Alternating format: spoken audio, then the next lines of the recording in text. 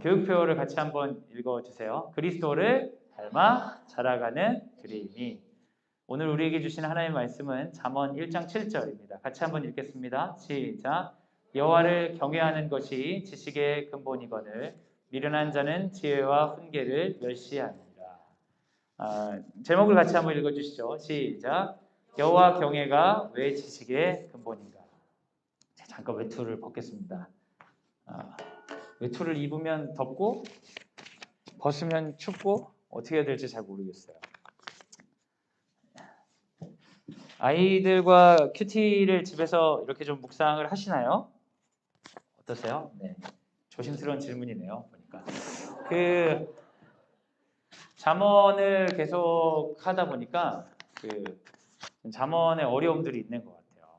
어떤 특별한 구조가 있는 것도 아니고 심오한 뜻이 있을 거야 이렇게 하기에도 뭔가 계속 반복되고 그러니까 저희 중학생들이 저한테 그러더라고요. 잠언을 즐겁게 읽는 법을 가르쳐 주세요. 사실 나도 어렵다. 어려운 게 아니라 이게 계속 반복되는 것 같고 어떤 일관성 있게 주제별로 묶어놓은 게 아니라 이 얘기했다가 저 얘기했다가 막 이런 것 같은데 이 얘기했다가 저 얘기했다가 하는 것에 특별한 구조적 의미가 있는 것도 사실은 아닙니다. 모음집이다 보니까 이게 읽는 게 참 어렵죠. 그래서 잠언을 읽는 방법들이 몇 가지 있을 수 있는데 하나는 잠언 자체가 가지는 그 경구들이거든요. 경구라는 게 사람을 이렇게 때리는 말들이 있거든요. 이렇게 정신 차리게 하는 말들이라 경구 자체가 주는 통찰이 있습니다. 야, 이런 말이 있구나 하면서 내 삶을 어떻게 가려다가 나를 툭 쳐가지고 삶의 방향을 꺾게 하는 구절이 주는 통찰이 있을 수 있고요. 그리고 경구지만 반복되는 부분이 있죠. 제 아들이랑 어제 이제 묵상에 대해 나누다 보니까 거의 잠언을 쓴 사람처럼 얘기를 하더라고요. 뭐 지혜로운 사람은 이러고 하면 다 이런 얘기 아니냐. 어차피 이런 얘기 계속될 거 아니냐. 그런 얘기를 하는데 사실 그 말이 맞기도 합니다. 그 얘기 계속 반복됩니다. 반복되는 주제들을 이렇게 좀 통합해서 이제 크게 이해하는 것도 하나의 방법일 수 있습니다. 오늘은 지난 시간에는 여호와 부지런함과 게으름에 관해 제가 얘기를 좀 했었고요. 그 지난 시간에는 말에 관한 얘기를 좀 했고 오늘은 여호와 경외에 관해 좀 이제 얘기를 하려고 합니다. 여호와의 경외가 지식의 근본이다 이런 얘기 많이 들어보셨죠? 학생들도 성경을 안 읽어도 여호와 경외가 지식의 근본이라는 얘기를 상당히 많이 들었더라고요. 왜 그러냐? 지식의 근본이니까 다른 건 몰라도 난 예배드리고 공부해야 된다 이런 얘기를 잔소리처럼 얘기를 들은 거예요. 이걸 단순하게 생각하셔서 약간은 좀 미신적으로 고3 때 예배를 드려야 된다. 맞는 얘기죠, 여러분? 고3 때도 예배를 드려야 되는 건 맞는 건데 근데 예배를 드리지 않으면 지식의 근본이신 여호와 앞에서 좀 이렇게 지식의 손해를 볼 수 있기 때문에 예배를 드려야 되는 것처럼 어느 교회는 6시 반 예배, 고3 예배를 드리는 거예요. 애들이 6시 반에 와가지고 30분 졸다 가는 거예요. 그래도 이거를 해야 된다는 거죠. 어떻게 보면 좀 안타깝기도 하고 어떻게 보면 굳이 그럴 필요가 있나 싶기도 하면서도 저렇게 하는 게 의미가 있나? 왜 저렇게 해야 될까? 정말 여호와를 경외한다는 게 뭔가 이런 생각이 들게 되는 거죠. 그래서 저는 좀 더 그런 어떤 미식인의 허울을 드러내고 여쭤보고 싶은 거예요. 실제로 예배드린 학생이 예배드리지 않은 학생보다 더 좋은 대학을 갈까요? 여러분 이 질문에 대해 어떻게 생각하십니까? 여호와를 경외하는 것이 지식의 근본이니까 예배드리고 신앙적인 어떤 열심히 있는 사람들이 좀 더 좋은 성적을 받을 수 있다면 우리나라에 있는 최고의 좋은 대학에 간 사람들이나 전 세계에 있어서 가장 높은 수준의 어떤 학문적인 성과나 성취를 이룬 사람들이 기독교인이어야 되는 것은 아닐까요? 그렇죠. 근데 이런 질문 앞에 그렇다 모두 다 기독교인이다라고 말할 수 있는 통계 자료나 팩트가 있느냐라고 하면 그렇지 않다고 할 수밖에 없지 않나. 그럼 그 사실 앞에서 여호와를 경외하는 것이 지식의 근본이니까 예배드리고 공부해야 되나? 이런 말들이 이런 미신적인 말들이 과연 그 효용성이 있는 거냐? 여기서 저는 좀 더 우리가 성경을 대하는 좀 우리 프레임 중심으로 보는 방식으로부터 벗어나서 역으로 성경의 프레임으로 우리의 삶을 돌아보는 것을 해야 되지 않나라고 제안을 드리고 싶습니다. 사랑하는 여러분, 성경은 분명히 지혜 있는 삶과 지식 있는 삶을 추구하지만 그 지혜 있는 삶과 지식 있는 삶이 우리가 가지는 이해하고는 조금 차이가 있다는 것을 받아들이고 성경을 이해해야 되지 않나, 그런 제안을 드리고 싶습니다. 이 이야기는 아주 단순한 얘기죠. 내가 가지고 있는 어떤 틀거리 안에서 내가 가지고 있는 걸 얻기 위해서 성경에 들어가는 사람은 사실은 많은 것을 얻지 못합니다. 그런데 성경이라는 틀거리에서 무엇을 얻을지 모르지만 이것이 소중하기 때문에 이 안에 들어가서 이것이 나를 바꾸어 놓는 것을 허락하는 사람은 많은 것을 누리게 되는 것이죠. 변화라는 것은 어떻게 시작되느냐? 내가 욕망하고 바라는 것을 성취하기 위한 다양한 방식을 이루는 게 변화일 수도 있지만 내가 전혀 예상하지 못한 사람이 되는 것도 변화일 수 있지 않을까. 그런 의미에서 성경은 우리가 생각한 것보다 더 큰, 더 대단한 존재라고 생각이 듭니다. 여러분, 누군가를 만나면 우리가 변화가 시작되죠. 그렇죠. 지금 이제 아마 대부분 결혼하신 분들이시겠죠. 우리 학교에 아이를 보내셨으니까. 결혼 안 하고 보내기는 우리 한국 사회가 쉽지 않은 구조니까요. 배우자들을 만나시고 많이 변하지 않으셨어요, 본인이? 그런 얘기 배우자에게 표현도 하시잖아요. 당신을 만나서 난 정말 황홀한 삶을 살고 있어. 이런 표현을 하시는 분도 있겠지만 주로 너를 만나기 전에 내가 정말 괜찮았는데 뭐 이런 얘기도 좀 하시잖아요. 누군가를 만난다는 것은 필연적인 변화를 동반합니다. 자녀들을 보시면서도 그런 생각하지 않으세요? 아, 이 아이를 낳고 나서 내가 참 많이 변했다. 그러면서 감동해서 눈물도 흘리고 날 엄마 되게 한 아이다. 뭐 이러기도 하고 너만 안 만났으면 내가 성격이 이러지 않았을 거다. 뭐 이런 얘기도 하시고요. 다자녀인 분은 첫 아이를 만났을 때, 둘째 아이를 만났을 때 아이가 새롭게 생긴 것뿐만 아니라 그 아이와의 만남을 통해 변화되는 자기 자신을 느끼셨을 겁니다. 첫 아이 때 내가 이런 모습이었는데 둘째 아이 때는 이런 모습이구나. 나를 바꾸게 하는 건 사실 진지한 만남들인데요. 하나님을 만난다고 하면서 내가 변하지 않을 거라고 생각한다는 건 너무 순진한 생각이죠. 하나님은 나하고 너무나 다른 분인데 그냥 나랑 비슷해 보이고 내 통제 가운데 있을 것만 같은 내 자녀나 나를 가장 잘한다고 생각한 배우자나 이런 사람을 만나는 것이 나의 변화에 굉장히 큰 그 폭을 준다면 나하고 너무나 다른 하나님을 만나면서 내가 변하지 않을 거라고 생각한다는 건 정말 순진무구한 생각이죠. 그리고 하나님을 만나서 나는 변하지 않고 하나님을 통제해서 내가 원하는 욕구를 이루겠다는 생각은 순진무구한 걸 넘어서서 너무나 파괴적인 생각, 철저한 교만이 아닐 수 없습니다. 그래서 여러분, 하나님을 만난다는 것, 그리고 하나님의 말씀을 듣는다는 것은 내가 지금까지 살아왔던 방식이 갑자기 송두리째 변할 수 있겠다는 두려움 가운데 들어가야 되는 것은 아닐까 싶습니다. 성경에서 말하는 여호와 경외에 관해서 한번 얘기를 좀 나눠보죠. 잠언 1장 7절 한번 읽어주세요. 시작. 여호와를 경외하는 것이 지식의 근본이거든 미련한 자는 지혜와 훈계를 멸시하느니라.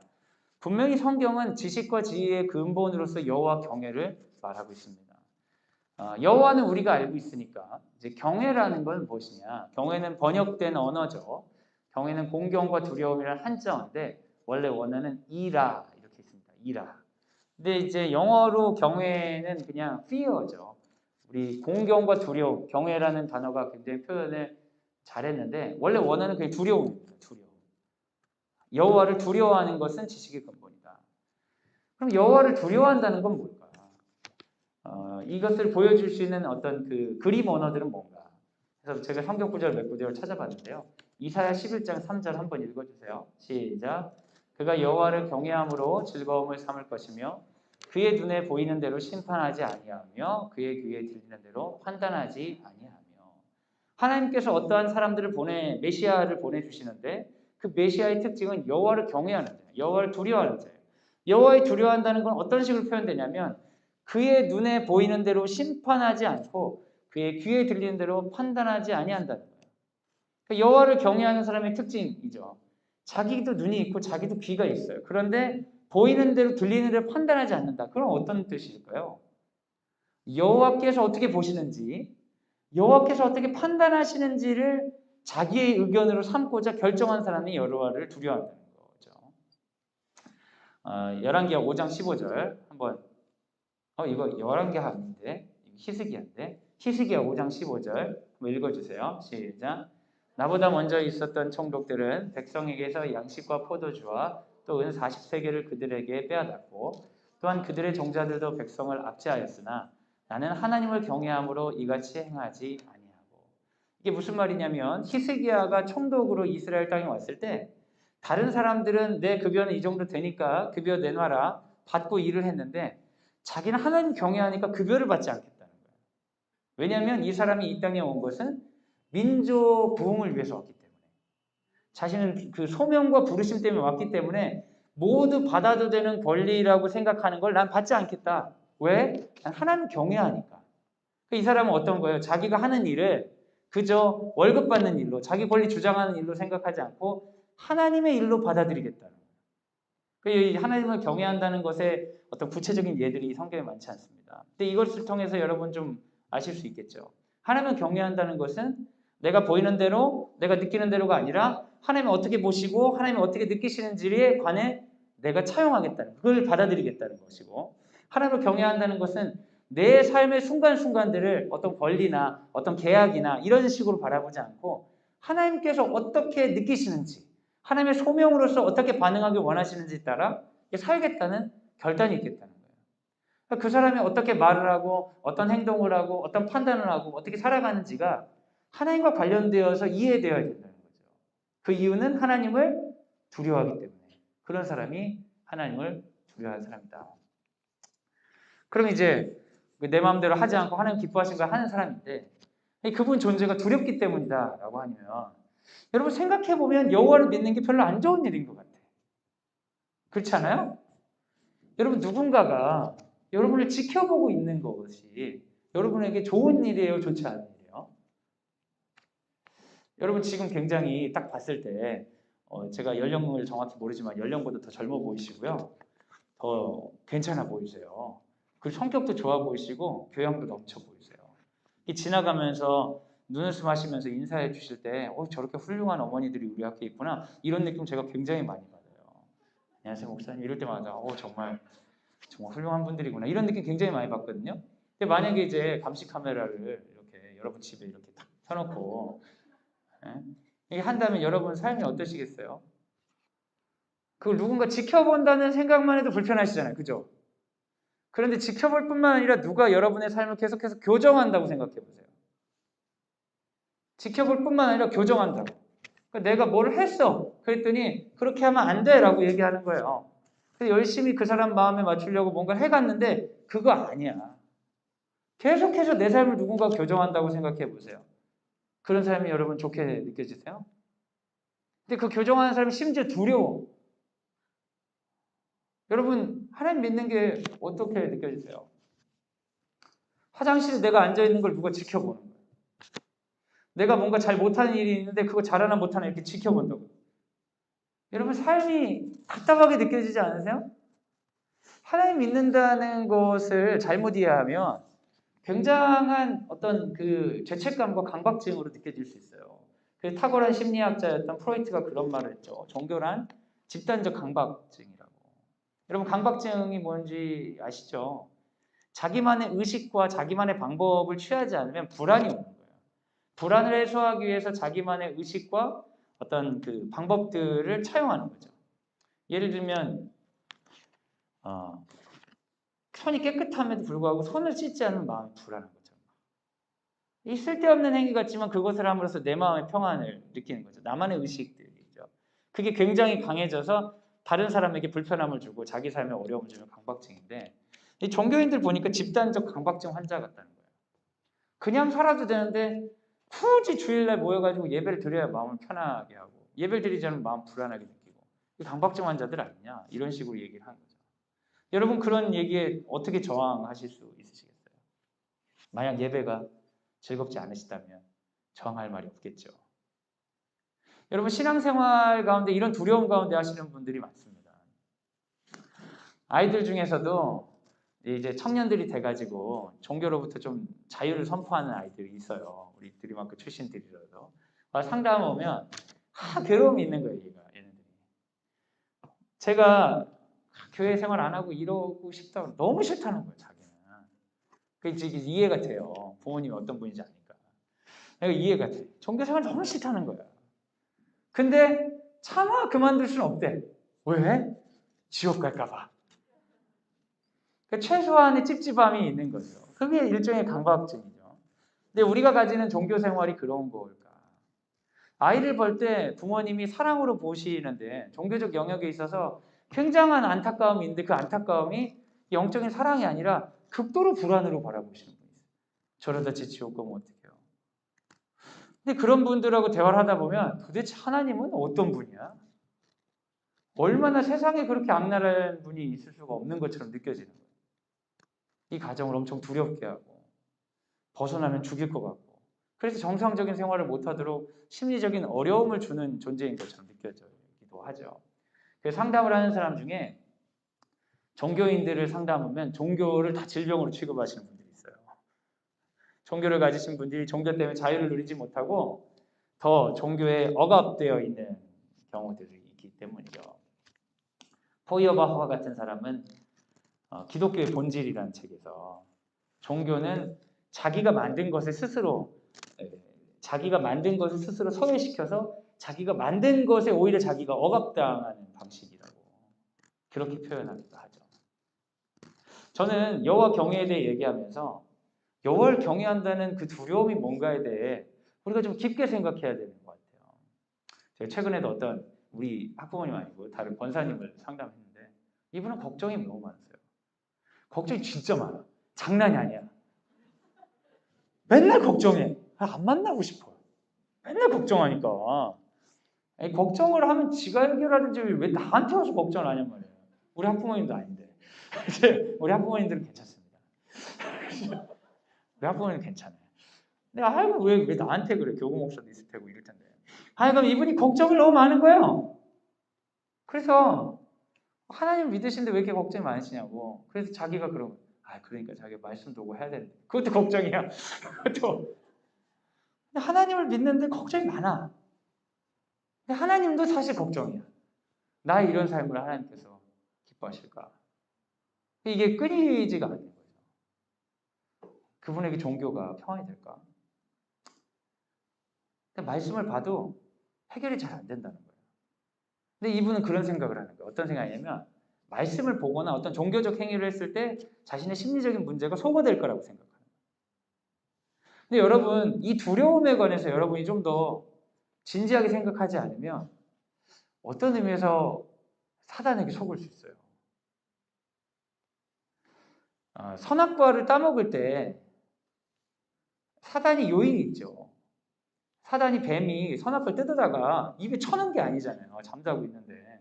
주사기로 선악과 액을 뽑아다가 자고 있는데 주입한 게 아니잖아요.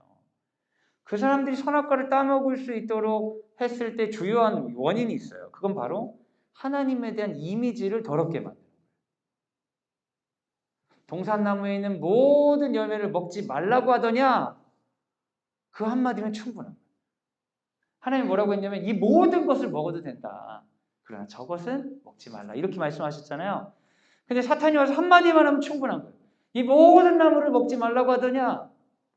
그걸 듣는 순간 하나님에 대한 이미지가 두렵고 억압이 되니까 탐닉하고 싶은 거예요. 그분의 계명을 어기고 싶은 거죠.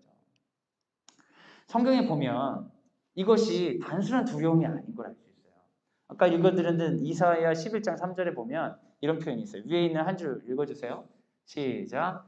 여호와를 경외함으로 즐거움을 삼을 것이며. 여러분 이게 변태도 아니고 두려움을 즐거움을 삼는데 여러분 이게 말이 됩니까? 뭔가 무서워. 근데 그거를 즐거워한다는 거예요. 공포영화 빠진 사람들 있잖아요. 공포영화 빠진 사람들. 네? 무서운데 그걸 즐거워하라는 거예요. 근데 여러분 성경에 경외라는 원어 이라의 다른 뜻은 두려움의 다른 뜻은 리스펙트예요. 존중이에요. 그러니까 이 두려움이 뭐냐면 여기에 막 사자 한 마리 들어온 그런 두려움이 아닌 거예요. 이 두려움이 뭐냐면 결혼한 배우자를 존중하는 것 같은 두려움이에요. 제 아내가 여기 어딘가 앉아 있으면 전 더 두려움이 있을 거예요. 말을 잘해야 되는데 저거. 근데 그 두려움은 깊은 사랑 때문에 느낀 두려움이에요. 여호와를 경외한다고 했을 때 여러분, 하나님과의 사랑이 없는 두려움은 위험할 수 있어요. 경외함은 불편함이나 공포스러운 걸 얘기하지 않습니까? 그분에 대한 깊은 존중함이죠. 근데 이 존중함은 어떤 거냐면 그 사람을 너무나 존중하고 그 사람을 두려워하고 그 사람을 너무 신경 쓰다 보니까 세상에 있는 다른 두려움, 모든 두려움으로부터 자유를 얻는 거예요. 그러니까 이 두려움은 굉장히 가치 있는 두려움이에요. 제가 지금은 전혀 그러지 않지만 제가 좀 한 20대라고 생각하면 20대 때 수많은 여성들 가운데 제가 이런 유혹도 있고 저의 욕망도 있고 막 그럴 거 아니에요. 그러니까 제가 욕구나 이런 것 때문에 여러 사람을 신경 쓰며 살지 않았겠습니까? 사실 별로 신경 쓰고 살진 않았어요. 거의 사람을 신경 쓰지 않기 때문에. 근데 일반적으로는 여러 사람을 신경 써야 돼. 근데 결혼하고 나면은 그 수많은 여자들을 일반 사람으로서야 다 신경 써야겠지만 여성으로서 일일이 신경 쓸 필요는 없는 거죠. 한 사람만 신경 쓰면 되는 거예요. 여호와를 두려워한다는 것은 세상에 두려움이 엄청 많거든요. 여러분 두려움 되게 많잖아요. 아휴, 그냥 우리 경제적인 것도 자식도 배우자분도 여러 두려움이 있어요. 근데 그 두려움들 중에 어떻게 보면 하나의 두려움만 신경 써요. 여호와만 붙잡으면 나머지로부터 자유가 생기는 거예요. 그래서 여호와를 경외하는 게 두려움이라고 느껴지긴 하지만 그것이 즐거움이 될 수 있습니다. 그래서 거꾸로 여호와를 경외한다는 건 두려움인데 역설적이게 그 엄청난 두려움을 내 안에 끌어들이는 순간 내 삶에 평안이 임하는 겁니다. 이 두려움은 압도적인 사랑이 주는 두려움. 여러분 이 얘기를 좀 더 이 설명을 같이 하면서 나눠보죠. 잠언 8장 13절 같이 한번 읽겠습니다. 시작. 여호와를 경외하는 것은 악을 미워하는 것이라. 나는 교만과 거만과 악한 액심과 패역한 입을 미워하느니라. 여호와를 경외하는 것은 여호와를 사랑하는 마음으로 존중하는 거죠. 그런데 이것은 철저하게 자신이 피조물이라는 것을 받아들이는 것이에요. 여러분 우리가 피조물이라는 사실을 여러분은 인정하십니까? 인정하세요? 근데 사실 잘 인정 안 하시잖아요. 좀만 건드려도 되게 기분 나빠하시잖아요. 피조물 주제에. 여러분 자녀들이 학교에서 좀만 일 당했다고 해도 막 미친 듯이 화가 나잖아요. 감히 졌다 이가? 응? 지가 뭔데? 우리 애가 내가 어떤 사람인 줄 알고? 여러분 엄청 자기 신이 되게 잘났다 생각하시잖아요. 뭘 피조물인 걸 인정해요. 근데 여호와를 경외한다는 건 그건 거죠. 피조물인 걸 인정하는 거예요. 내가. 상대방도 피조물인 걸 인정해요. 근데 피조물인 걸 인정한다는 건 어떤 의미가 있냐면 이 삶을 통제할 수 없다는 게 당연하다는 거예요. 근데 우린 때때로 교만해서 피조물인 걸 인정하지 않기 때문에 통제되지 않는 삶에 대해 굉장히 분노하는 거예요. 내 아이가 학교에서 어떤 일을 겪어서 왔다. 엄청 못 참아하는 거예요. 어떻게 이런 일이 있을 수 있어? 근데 그건 말도 안 되는 생각이에요. 당연히 그런 일은 있을 수 있어요. 속상할 뿐이지. 왜? 우리도 피조물이고 내 아이도 피조물이고 피조물들끼리 살면서 예상하지 못한 결과는 당연히 생길 수 있는 거예요.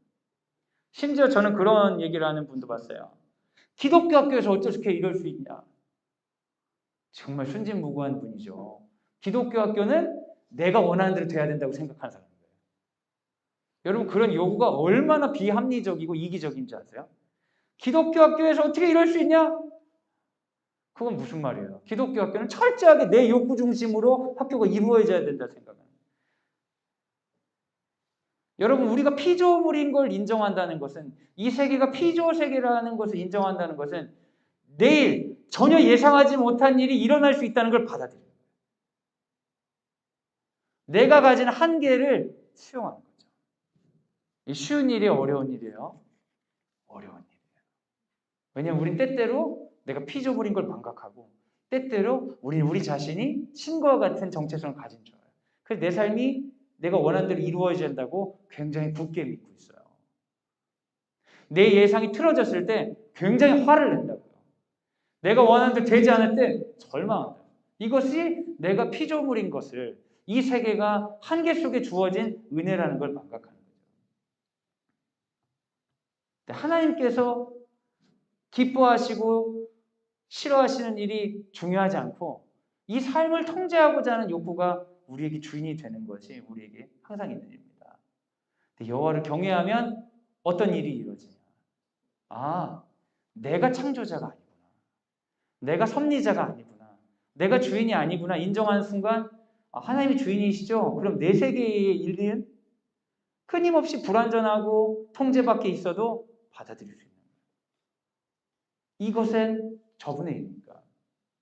그럼 우리 삶은 어떻게 되냐? 여호와를 경외하지 않을 때는 내가 삶을 통제하고 싶어서 붙잡으려고 별의별 짓을 다 하는 거예요. 돈을 좀 더 모아보면 이걸 통제할 수 있을까? 관계 가운데 이렇게 애를 쓰면 사람들을 통제할 수 있을까? 자녀에게 이렇게 투자를 하면 이런 걸 통제할 수 있을까? 지금 현재의 삶을 통제할 뿐만 아니라 미래에도 있을 일들을 통제하고자 애를 쓰게 되죠. 그리고 그 통제된 결과를 자랑하고자 하고 통제되지 않은 실패를 감추려고 하고 그러면 인간 사회에서 굉장히 중요한 인물이 되고자 애를 쓰는 거예요. 그리고 나름대로 중요한 인물이 됐다고 여겨지는 사회적 결과가 있으면 그것들을 신화화시키고 반복해서 사람들에게 주입하려고 하는 거예요. 자신의 더러움이나 약함은 감추지만 자신이 얼마나 대단한 존재인지를 드러나려고 하는 거죠. 그리고 혹시라도 자기 자신이 사회적으로 평가받을 때 그렇지 못한 평가라든지 예상하지 못한 고통이 있을 때 그걸 받아들이지 못해서 감춰야 되고 비참해하고 억울해하는 거죠. 그런데 사실 피조물이라는 존재는 이 모든 것들이 당연한 거예요. 성공을 해도 어떻게 보면 내가 성공한 게 아니라 어떤 수많은 요인 가운데에 성공의 자리를 가게 된 거고 소위 말하는 실패나 어려움을 겪어도 그럴 수가 있는 거거든요. 그럼 여호와를 경외하는 자는 삶에 대한 방향이 바뀌는 거예요. 어떻게 되냐? 삶을 통제하려는 삶의 결과를 통제하려는 것을 버리는 거예요. 왜? 삶의 결과는 누가 주시는 거니까? 하나님께서 주시는 것이니까. 주신 이도 여호와시요 가져가신 이도 여호와시니. 그럼 우리가 해야 되는 건 뭐예요? 결과를 통제하는 것이 아니라 오늘 지금 여기서 내가 하는 행동이 하나님이 기뻐하는 일인지 그렇지 않은 일인지 지금 오늘을 여호와 앞에서 사는 거죠. 지금 내가 하는 행동의 결과가 삶을 통제할 수 있는지 없는지 그 결과가 통제했기 때문에 옳은 일이 되고 통제하지 못하니까 실패니까 그런 일이 되고 이런 게 아니라 그저 지금 내가 하는 생각, 내가 하는 말, 내가 하는 행동 지금 여기서 하는 것들이 하나님 기뻐하시는 일인지 그렇지 않은 일인 것만 중요해지는 거예요. 그것이 경외합니다. 나와 함께 계신 하나님을 무시하지 않고 인정하는 것. 철저하게 결과를 하나님께 맡긴다는 것. 결과를 하나님께 맡긴다는 건 약간 정신승리 같은 거잖아요. 시험 기간에 밤늦도록 이제 공부를 하려고 책을 열어보니까 내가 예상한 것보다 너무나 시험 문제가 공부할 게 많은 거예요. 그때 애들이 결과를 하나님께 맡기고 이러면 이게 정신승리 하기 싫어서 하는 얘기잖아요. 근데 결과를 하나님께 맡긴다는 건 뭐냐면 결과를 예측하면서 살지 않겠다는 결단이에요. 결과가 내 상대로 되지 않아도 그것 때문에 원망하거나 실망하지 않겠다고 결단하는 거예요. 그럼 나는 뭐에 승부를 걸겠다는 거예요? 오늘 지금 여기서 내가 하는 생각, 내가 하는 말, 내가 하는 행동 지금 여기서 나와 동행하시는 그 하나님 앞에서 사는 것으로 내 삶의 승부를 걸겠다는 다짐이 여호와 경외입니다. 여호와 경외한 자가 끊임없이 받는 유혹이 있어요. 그건 바로 간증하고 싶은 유혹이죠. 결국엔 오늘 내가 매일매일 치열하게 살았던 것으로 하나님 앞에서 보상받으려 하지 않고 그걸 통한 어떤 결과를 사람들에게 자랑하면서 또 시험에 빠지는 거예요. 그리고 내가 매일매일 하나님 앞에 결단하면서 경외하며 살았지만 결과가 사람들 보기에 그럴싸하지 않았을 때 내가 하나님 앞에 살았던 그 삶 자체를 없던 일로 취하고 싶은 유혹을 우리가 항상 경험하는 거죠.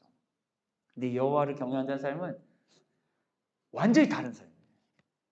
여호와를 경외하는 삶은 삶의 승부를 저 먼 미래로 삶의 불안과 욕망으로 똘똘 뭉쳐서 삶의 승부를 그쪽에 두는 게 아니라 여호와를 경외하는 삶은 지금 여기서 삶의 승부를 보겠다. 오늘 여기서. 하나님을 인정하면 왜 지식에 알게 되는 걸까? 그건 여러분 가장 큰 지식인 인간의 한계를 깨닫기 때문입니다. 여기서 말하는 지식의 근본이라는 것은 수능 공부의 근본이 예배에 있다가 아니에요. 인간 삶의 모든 근본적인 질문에 대해서 대답할 거리가 생긴다는 거예요. 자신의 욕망이나 불안이 현실이 될 수 없는 것을 받아들일 수 있는 용기예요. 그런데 여러분, 이 용기를 가진 사람은 역설적으로 세상을 살아갈 수 있는 자유를 얻는 거예요. 내일 이런 일이 있었으면 좋겠다. 꼭 됐으면 좋겠어. 근데 안 될 수 있잖아요. 그죠? 안 될 수 있다고요. 그게 자유죠. 내 인생에 이런 일이 전혀 없을 거야. 안 돼. 아니, 다른 일이 일어날 수 있잖아요. 자유는 그런 거예요. 내 생각과 사람들의 생각으로 삶을 통제할 수 있다는 생각으로부터 벗어나는 거예요. 통제되지 않는 삶에도 불구하고 내 삶은 방향을 잃어버리지 않는다는 게 자유입니다. 내일 어떻게 될지 모르겠어. 내일 이렇게 얘기해놓고 제가 교통사고 나서 죽을 수 있는 거예요, 없는 거예요? 있는 거예요. 만약에 내일 교통사고 나서 죽을 거라는 생각이 딱 든 순간 내 마음이 불안할 수 있잖아요. 어떻게 나 내일 결과가 그럴 건데. 근데 그러지 않겠다는 거예요. 왜요? 여호와 경외함은 오늘 내가 지금 여기서 여호와께서 기뻐하시는 생각과 말과 행동을 하는 것으로 삶의 승부를 보게 됩니다. 지난주에 제가 코로나 접종을 받으러 이제 병원에 가는데 접종에 관한 괴담들이 꽤 있어요, 여러분. 우리 이사장님께서 의료계에 계셔가지고 접종을 받을 수 있도록 미리 혜택을 주신 거예요. 학교에서도 안전한 학교를 만들기 위해서는 선생님들이 먼저 접종을 받자 이렇게 얘기해요. 그런데 이제 제가 집에 얘기했더니 제 아내는 왜 그래야 되냐고, 안 맞으면 안 되냐고, 요즘 분위기도 그런데 그런 얘기를 하더라고요. 그래서 제가 상황을 얘기했어요. 지금 학교에서 이런 분위기로 하고 있고 나는 교복이에요. 상황을 얘기했더니 제 아내가 맞아야겠네 그러더라고요. 그래서 접종을 맞기로 가려고 하는데 제가 막 준비하고 아빠 어디가, 주말에 제 토요일 날 맞았거든요. 가니까 제 딸아이가 나 코로나 백신 좀 맞으러 가려고 그랬더니 애가 아빠 그거 맞으면 안 된다는데 내가 울더라고. 뭔가 이제 괴담을 들은 거지, 괴담을. 아빠 하지 마 하면서 울더라고. 그래서 깜짝 놀라고 너무 웃겨가지고 처음 웃었어. 왜 우냐고. 그러다 아빠 진짜 큰일 나고 그러면 어떡하냐고. 사지 마비된 사람도 있고 뭐 이런 얘기를 하는 거야. 근데 아빠가 뭐 진짜 죽을 수도 있는 거 아니냐고. 그래가지고 제가 그랬어요. 죽을 수도 있지. 근데 왜 그런 소리를 하냐고. 더 나한테 뭐라고 하더라고. 죽을 수도 있는 건 사실이지. 근데 그건 사실이잖아. 사실이잖아. 그렇잖아요, 여러분. 안 죽을 확률이 높은 거예요. 그리고 죽을 수도 있지. 근데 안 죽을 확률이 상당히 높으니까 맞지. 거의 다 죽으면 맞겠냐? 뭐 이러면서 제가. 근데 제 아이가 그렇게 울고 제가 접종 맞고 왔는데 그냥 놀더라고. 또 그냥 잊어버리고.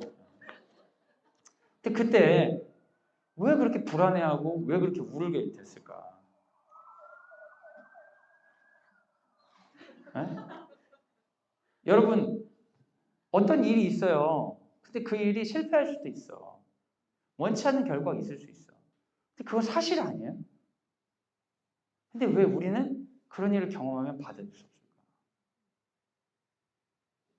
여러분, 아픔이 의미 없다고 얘기하는 게 아닙니다.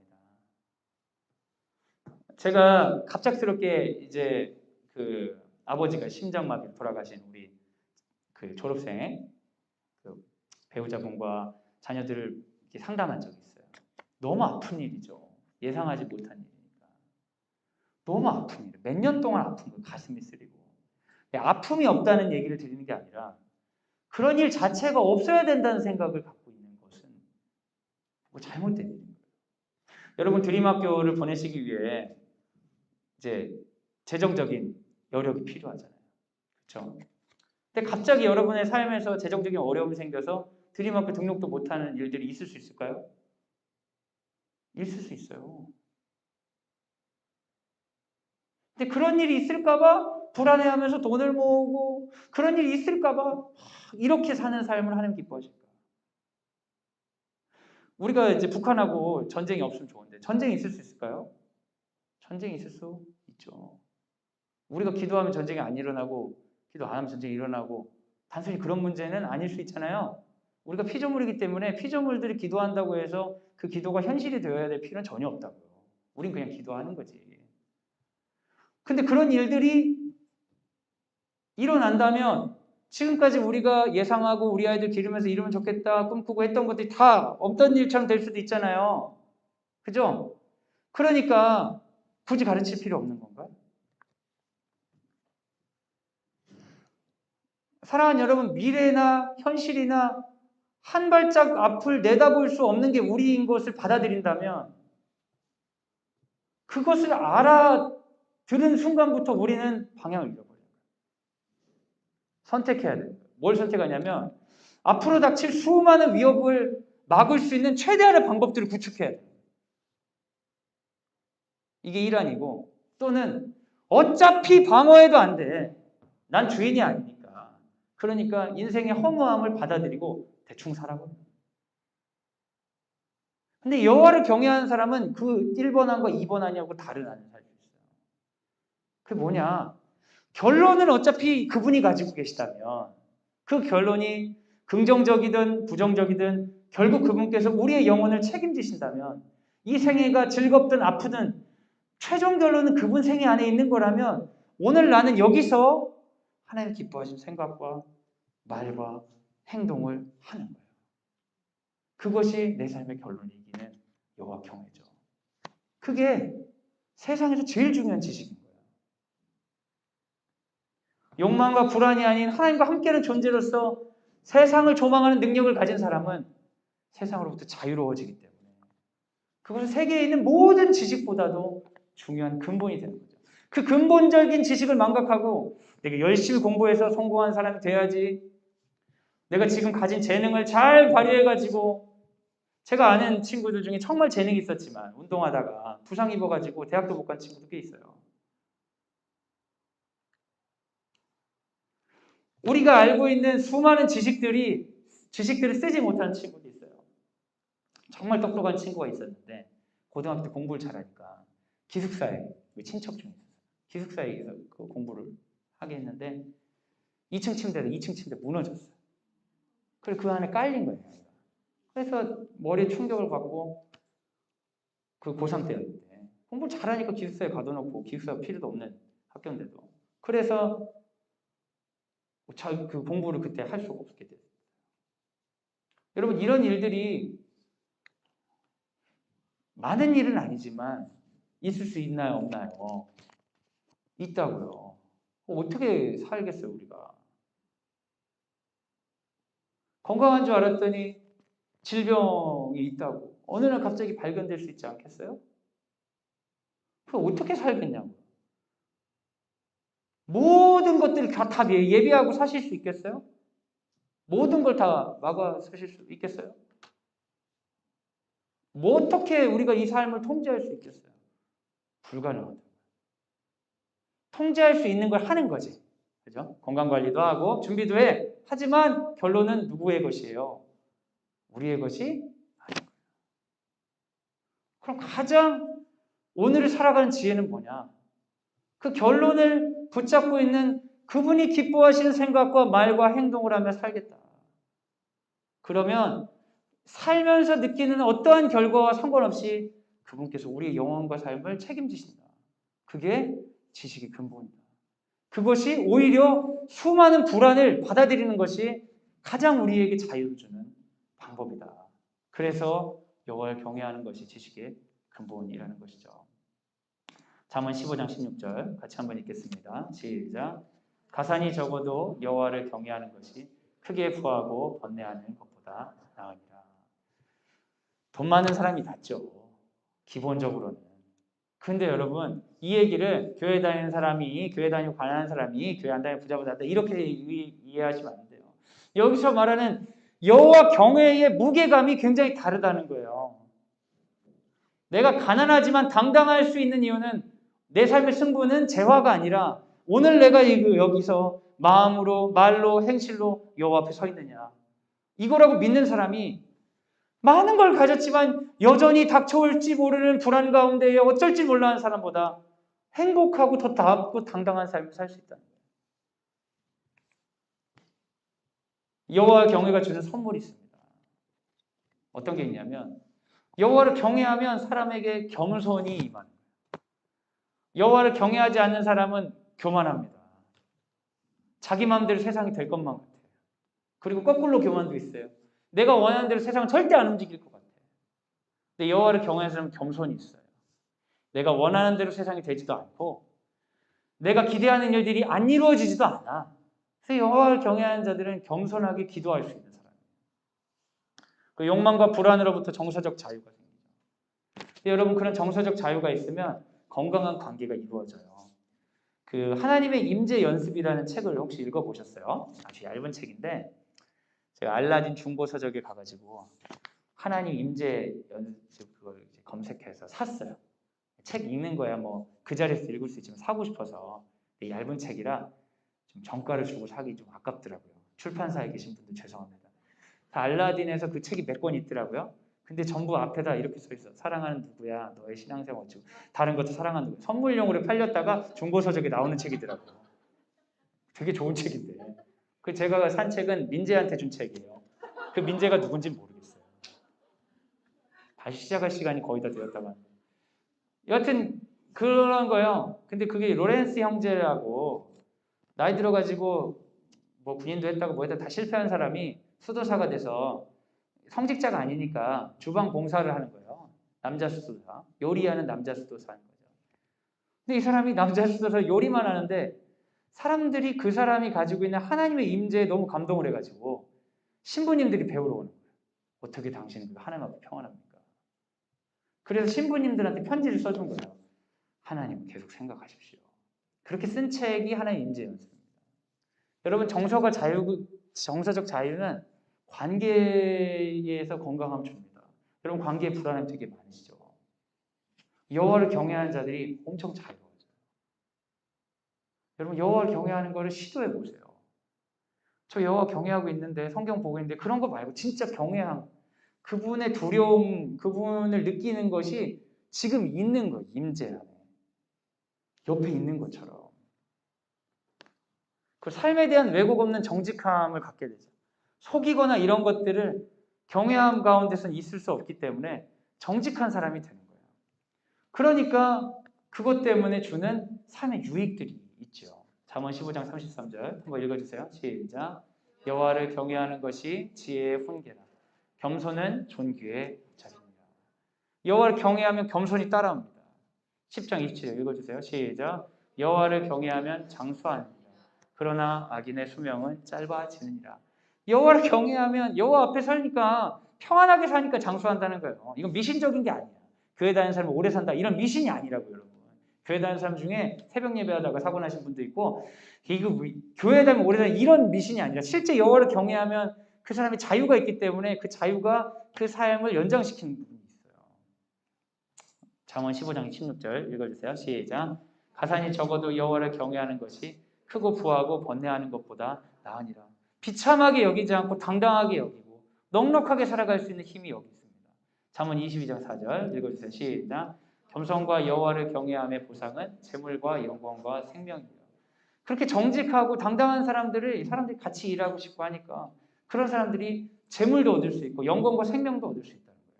근데 아까 분명히 그랬잖아요. 여호와를 경외하지 않는 자가 가진 재물은 쓸모가 없는 거야. 이 사람은 재물을 재물답게 누리는 사람으로 갈 수 있다고 성경이 얘기하는 거예요. 그러니까 가장 중요한 지혜의 근본은 뭐냐? 단순히 뭐 얘가 거짓말을 했어요. 아무튼 혼내고 이러는 게 아니라 여호와를 경외하면 그 사람의 모든 문제들로부터 자유로워진다. 여호와 경외하는 게 지식의 근본이니까 예배드리고 공부하면 성적이 좋다 이런 건 아니에요. 이것은 여호와 경외에 대한 굉장한 편협한 이해와 미신적 적용이죠. 여호와를 경외하는 자의 삶은 지혜를 얻게 됩니다. 삶은 공부보다 크죠.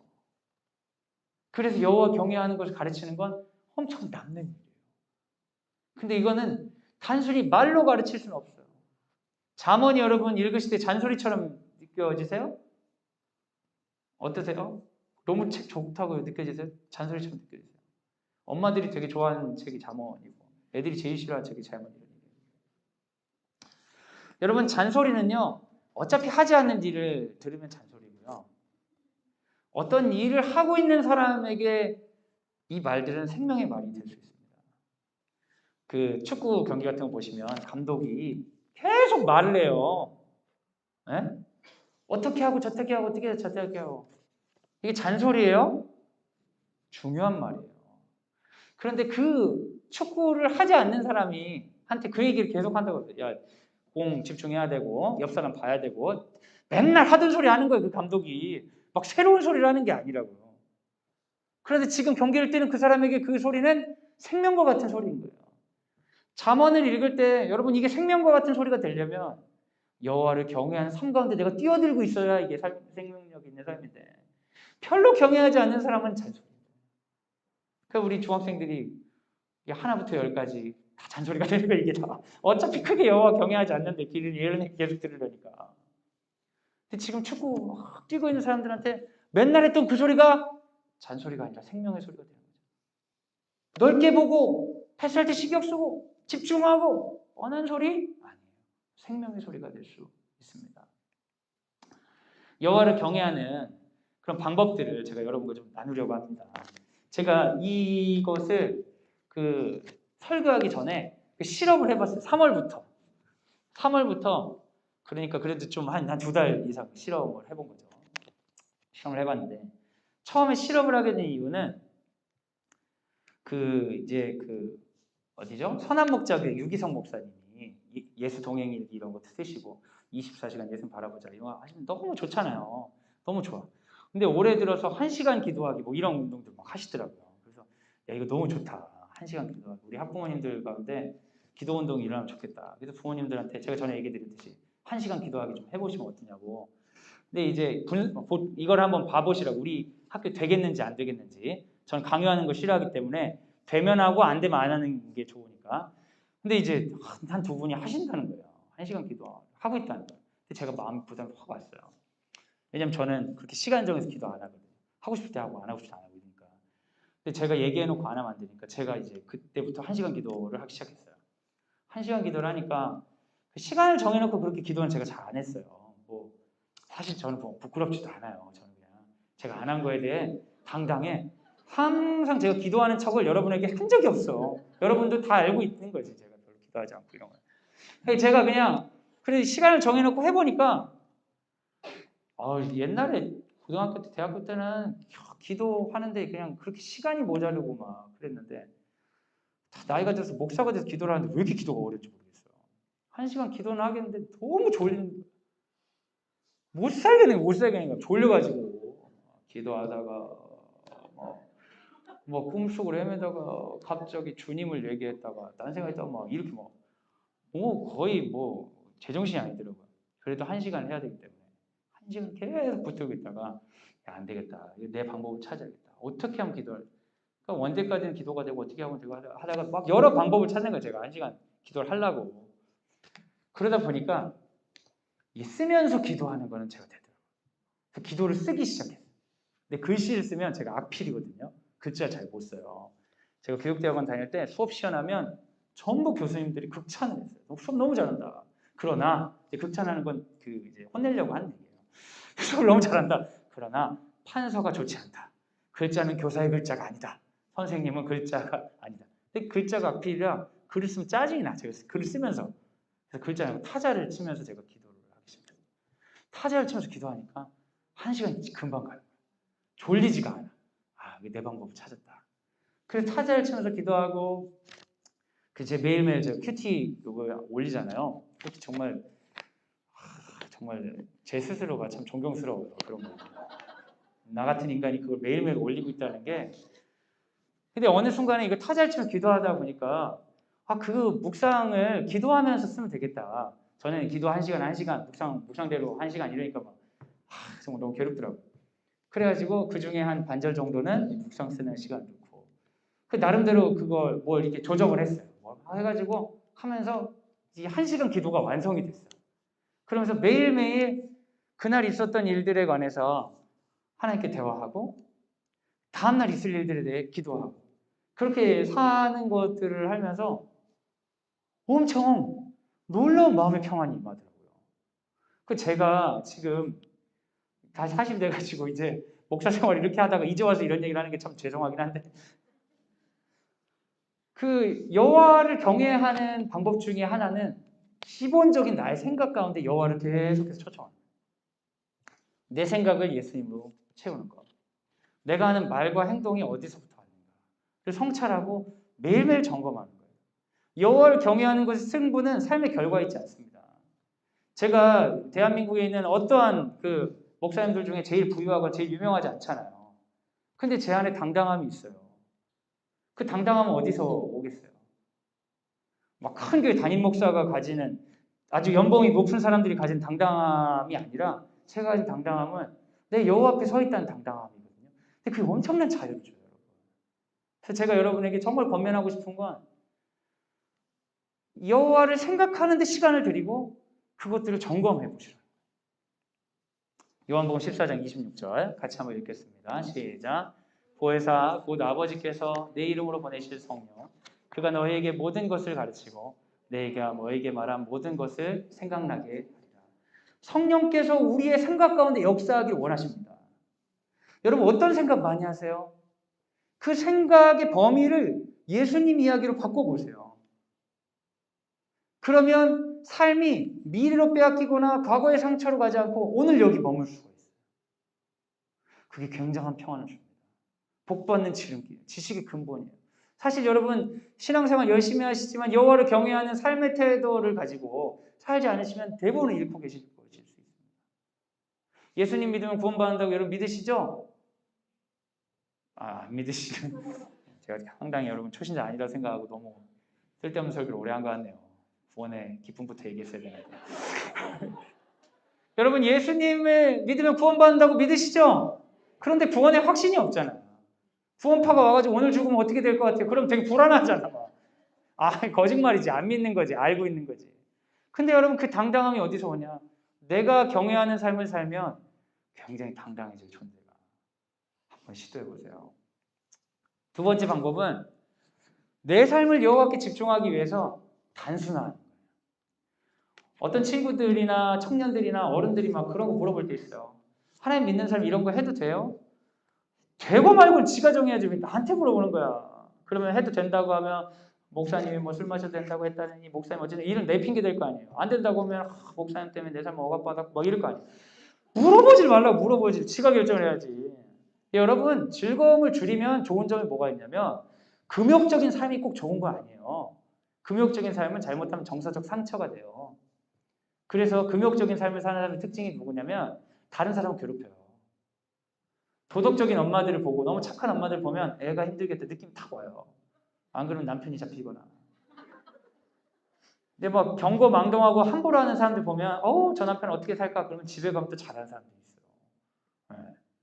여러분 인간이 가지는 어떤 그 에너지가 한계가 있기 때문에 무조건 금욕적으로 산다고 좋지 않습니다. 그런데 자발적인 금욕은 그러니까 어떤 임무를 위한 금욕은 도움이 많이 돼요. 그러니까 내가 공부하기 위해서 시간을 줄여서 공부하는 게 성적에 도움되듯이 여호와를 경외하기 위해서 나의 즐거움을 좀 줄이면 여호와의 풍성함, 그 경외한 풍성함이 더 나를 채워요. 이게 로렌스 형제 제가 얘기 드린 그 책에 나온 건데 제가 읽어드릴게요. 이 훈련은 몸을 그다지 피곤하게 하지는 않지만 무해하고 합법적인 소소한 즐거움들을 많이 앗아가는 경우가 종종 자주 있습니다. 하나님은 당신께만 전적으로 헌신하려는 영혼이 하나님과 함께 있는 것 말고 다른 즐거움을 취하는 것을 허용하지 않으실 테니까요. 그러니까 여러분 드라마 보셔도 됩니다. 전혀 죄가 아니에요. 근데 내가 여호와를 경외하기 위해서 드라마 줄여야 되는데 이런 마음을 하면 안 되고 내가 여호와 경외가 너무 좋으니까 이걸 늘리기 위해서 의지적으로 드라마 줄여볼까 하면 그 자체가 더 큰 즐거움이 될 수 있다는 거예요. 하나님을 위해서 내 삶을 단순화하는 것은 나를 막 힘들게 하고 노력하고 애쓰는 게 아니라 내 삶을 단순화하면서 더 큰 즐거움을 가져오는 비결이 될 수 있습니다. 제가 이거 이제 아이들 이런 기도를 하면서 제가 하는 게임이 하나 있어요. 축구 게임이 하나 있거든요. 제 아들하고 집에 있는 여자들이 전부 사라지면 야, 여자들이 없다. 게임하자 하면서 이제 하는 게임이 있어요. 축구 게임 둘이 아들하고. 근데 그것도 제가 뭐 게임을 좋아해서 막 한 게 아니라 제가 상담했던 아이가 그 축구 게임 좋아해가지고 걔랑 상담하려고 제가 상담하면 아이들이 좋아하는 걸 하거든요. 최근에도 뭐 귀멸의 칼날인가 그 만화가 어떤 애가 좋다 해가지고 그거 봤는데 이제 나이가 들었는지 정서가 안 맞아. 너무 재미가 없더라고. 제가 당황했어요. 애들이 재밌다는 것 중에 이렇게 재미없는 게 있나? 근데 너무 좋아하는 애가 있어서 상담을 제가 그것도 봤는데 그런 식으로 하는데 대부분은 하고 나면 애들 거니까 잘 안 나는데 그 축구 게임 엄청 재밌더라고요. 그래가지고 상담을 하고 이후에도 아들이 한 번씩 이렇게 했어. 아들 좋아하고 그러면 나름 좋은 아빠 아닙니까? 같이 축구 게임 할 줄 아는 거. 이게 정당화할 만한 이유도 되게 많고 하는데 제가 이거 기도를 하는데 제 축구를 좋아하니까 제 아들이랑 주말마다 축구를 계속 보고 축구 얘기를 막 하고 하는데 축구 보는 게 죄가 아니잖아요. 축구 얼마나 좋습니까? 예? 그렇죠. 축구 안 했으면 그 사람들이 다 모였겠지. 다 전쟁하고 싸웠겠지. 그 많은 에너지고. 그런데 하나님께 더 집중하고 싶은 마음이 드는 거예요. 그래가지고 그 게임 지웠어. 아들도 아쉬워하고. 근데 저도 아쉬울 만한데 이거를 내가 지워야 돼. 죄책감으로. 나는 이런 거 이제 안 하고 뭐 이거 하면 나쁜 거고 하나님 안 좋아하시고 그래서 했으면 제가 되게 아쉬울 텐데 하나님 임재를 더 느끼고 싶어서 지웠어. 근데 오히려 어떤 한편이 더 맑아지는 거예요. 더 자유로워하죠. 그 정말 하나님께서 저에게 하시고자 하는 영역이 넓어지더라고요. 그러니까 임재 연습의 첫 번째는 하나님을 계속 생각하려고 하는 건데 두 번째는 생각만 하려고 하고 내 삶을 정리하지 않으면 하나님 생각하는 게 되게 죄책감이나 무거운 짐이 되거든요. 하나님 생각하는 게 좋아야 되거든요. 이게 중심이 되려면 다른 삶을 단순하는 거예요. 다른 걸 줄였을 때 하나님 임재가 더 넓어질 수 있습니다. 누가복음 16장 13절 같이 읽겠습니다. 시작. 집 하인이 두 주인을 섬길 수 없나니 혹 이를 미워하고 저를 사랑하거나 혹 이를 중히 여기고 저를 경히 여길 것입니다. 너희가 하나님과 재물을 겸하여 섬길 수 없느니라. 재물이 중요하지 않고 돈 없어야 된다는 얘기가 아닙니다, 여러분. 근데 하나님과 재물을 동시에 섬길 수는 없는 거예요. 내 안에 있는 여러 가지 소소한 즐거움들을 하나님이라는 그 가장 큰 즐거움을 위해서 정리하기로 결정했을 때 오히려 더 즐거울 수 있어요. 이게 세 번째인데 여호와경의 세 번째는 그분을 말하고 그분의 일을 행하기예요. 그 프랭크 루박의 편지라는 책에 있는 구절인데 한번 읽어주세요. 시작. 나는 하나님에 대해 말해야 한다. 그렇지 않으면 그분을 내 마음속에 계속 둘 수 없다. 나는 하나님을 소유하기 위해 그분을 전해야 한다. 이 프랭크 루박 선교사님이 그 필리핀 선교사인데 하나님을 계속해서 생각하려고 하다 보니까 안 되는 거예요. 여러분도 해보시면 잘 안 돼요. 계속 딴 생각만 해. 저녁에 집에 가가지고 기도를 하려고 하면 하루 내내 하나님 생각을 안 하는 날이 꽤 있는 거예요. 그러면서 내가 여호와를 경외하는 사람이고 여호와의 사람이라고 주장하기도 민망하죠. 평소엔 그냥 하죠. 검증을 안 하니까. 근데 팩트를 검증하려 딱 보니까 여호와 생각하는 게 되게 적은 거예요. 생각하려고 노력하는데 이분이 깨달은 게 내가 어떤 말을 많이 하지? 말을 하는 것을 마음에 두고 있더라고요. 여러분 그 잠언에 그런 얘기 되게 많이 하잖아요. 마음으로부터 말이 나온다고. 내가 지금 누군가한테 말하고 싶어서 근질근질한 얘기 있잖아요. 그게 마음에 있는 거예요. 그리고 말을 하다 보면 그게 마음에 자리 잡아. 그러니까 이 사람은 하나님을 내 마음에 붙들기 위해서 하나님, 예수님 이렇게가 아니라 예수님을 전해야겠다. 내가 그분에 대해 말하고 그분의 일을 하면 오히려 그분이 내 마음 가운데 잡히는 걸 경험한 거예요. 그래서 그것을 알기 위해서 오히려 내 삶은 내 삶대로 하면서 여호와라는 게 아니라 내 삶의 중요한 부분 가운데 그에 대해 생각하고 그분에 대해 말하기로 결정할 때 그분이 내 마음에 가득 차는 걸 경험하는 거죠. 얼마 전에 제가 오늘 좀 설교를 길게 됐네요. 네. 얼마 전에 제 아들이 그런 거예요. 아빠 스타워즈가 뭐냐고. 왜? 형들이 계속 스타워즈 보라고 한다는 거예요. 드림학교 선배들은 진짜 좋은 것들 가르치더라고요. 스타워즈 좀 봐라 하면서 막 자기 때린다는 거야. 왜 안 봤어 이번 주 막 이러면서 때린다는 거야. 그래서 제가 굉장히 흐뭇했죠. 왜냐면 저도 스타워즈를 어렸을 때 재밌게 봤기 때문에 그러면 봐야지. 선배들이 얘기하면 봐야지. 그래서 제가 그걸 샀어요. 스타워즈를. 사실은 그런 걸 제가 사고 싶어도 나이 들어가지고 좀 이렇게 사기가 이게 그렇잖아요. 제가 사실은 뭐 규멸의 칼날 이런 거 보는 거 상담 핑계 대고 보지만 또 덕분에 그런 것도 봐보는 거죠. 스타워즈 얘가 얘기하기 덕분에 또 샀어요. 샀어요. 요즘은 다 쉽게 살 수 있죠. 스트리밍으로. 딱 샀어요. 샀다. 봐라. 안 보는 거예요. 뭐 숙제가 있다니 어찌나니. 아니 사실은 내 추억이 생각나. 내가 너무 보고 싶더라고. 그 애한테 스타워즈 얘기 계속 하는 거예요. 제가 저도 야 이게 어떤 거고 몇 년도 작품이고 얘기 그냥 안 봐. 지금까지 안 봤어. 내 숙제 다 끝났냐? 그래서 물어보는 거예요. 보고 싶어가지고 안 끝났대 숙제 못해서 자기 데일리에 걸렸대. 숙제가 안 끝나니까 볼 시간이 없어. 괜히 난 샀는데 그래가지고 안 되겠다 내가 먼저 시작해야겠다. 그래서 제가 설거지하면서 스타워즈 시작했다. 대놓고는 못 보겠는 거예요. 대놓고는 애들 앞에 명예가 있지. 제가 설거지 할 때 보고 빨래 갤 때 보고 샤워할 때 보고 이렇게 저의 짜투리 시간을 스타워즈께 드렸어. 이게 스타워즈께 드리니까 막 아들한테 더 얘기하고 싶은 거야. 근데 얘는 안 봐. 왜 나한테 사라고 하고 보질 않아. 그런데 제가 이 프랭클 우박 선교사의 편지라는 책을 그때 읽은 거예요. 읽은데 이 부분을 읽었어요. 이 부분을. 나는 하나님에 대해 말해야 한다. 그렇지 않으면 그분을 내 마음에 계속 둘 수 없다. 그러고 보니까 제가 내 마음에 제가 스타워즈 보려고 생각한 적이 한 번도 없는 거예요. 근데 이미 내 마음에 확 들어와 버렸어. 그걸 말하려고 하니까 그게 딱 들어온 거예요. 제가 이걸 읽으면서 진짜네. 그리고 나서 제가 그 다음 사람을 만날 때 예수님을 마음에 두게 해서 예수님 얘기를 해야겠다 하고 나서 다른 사람한테 예수님 이야기를 제가 했어요. 하니까 내 마음에 예수님 이야기가 들어오는 거예요. 여러분 내 마음을 점검해서 깨끗한 말을 하고 내 마음을 점검해서 깨끗한 행동을 하고 이런 것도 맞는 얘기지만 내가 하는 말과 행동을 그분 앞에 드리기로 결정했을 때 내 마음이 거꾸로 사로잡힌 거예요. 제가 여러분에게 너무 권면드리고 싶은 건 잠언이 잔소리가 되지 않기 위해서는 철저하게 매 순간을 여호와 경외하는 것으로 드리는 훈련을 하는 게 중요합니다. 어떤 분 중에 드림학교를 보내시고 초등학교 졸업하고 보냈는데 드림학교 막 욕하고 다니는 분들이 있어요. 제가 알아요. 누군지. 알아. 만나. 앞에서 인사도 잘해. 근데 그분이 그런 얘기를 하는 거예요. 드림학교 괜히 돈 들었다고 그냥 학원 보내고 했으면 더 나았을 텐데 이런 얘기를 하는 거예요. 근데 그분이 생각하기에는 이제 중학교 가보니까 애들이 어렸을 때부터 학원으로 잘 단련되는데 골든 그 타임을 놓쳤다고 생각하는 거죠. 근데 그분도 어리석은 분이죠. 저는 고등학생이나 대학 입시한 애들 다 봤잖아요. 그럼 골든 타임이 아니라 원래 논문에 나와 있어요. 사교육이 제일 성적이 많이 오를 때가 초등학교 6학년이에요. 그때 논문이 나와 있다고. 그때가 제일 많이 올라요.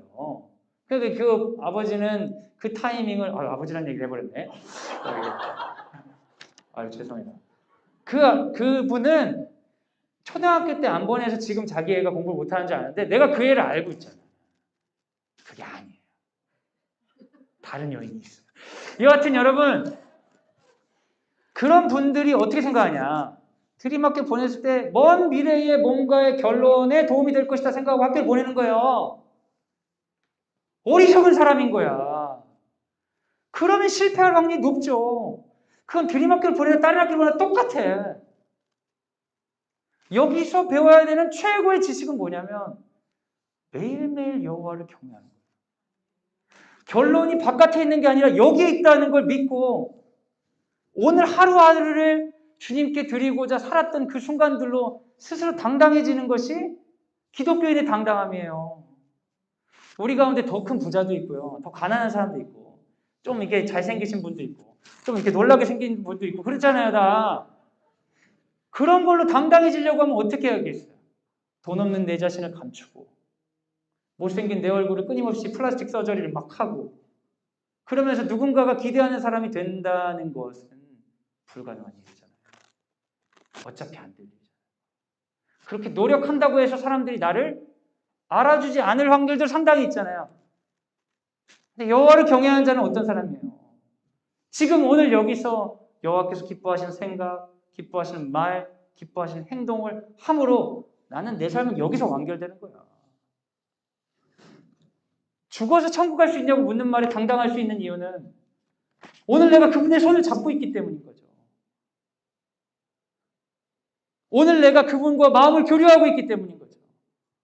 오늘 내가 하고 있는 생각, 내가 하고 있는 말, 내가 하고 있는 행동이 그분 앞에 있고자 노력하고 있기 때문에 주께서 절대 나를 버리시지 않겠다는 확신이 있는 거예요.